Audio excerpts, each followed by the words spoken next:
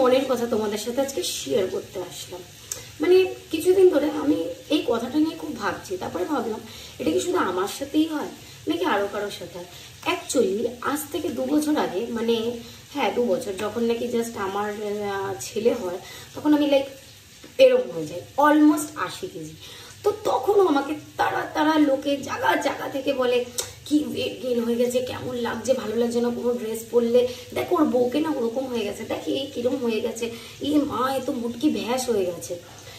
আজকেই আবার তারা মানে এখন যখন নাকি আমি 80 থেকে এত কিছু কসরত করে আমি 55-এ নিজেকে এনেছি, মানে ওই আর কি স্লিম ট্রিম একটু হয়েছি, তখন আবার তারা বলে নাকি এই তো পুরো কাঠি হয়ে গেছিস রে, তুই তুই এত রোগা কেন হয়ে গেছিস, তোর কি কোনো রোগ হয়েছে, তোর কি মানে অ্যাকচুয়ালি তোমরা চাও কি বাবা, মানুষ এত আনস্যাটিসফাইড কেন কেন?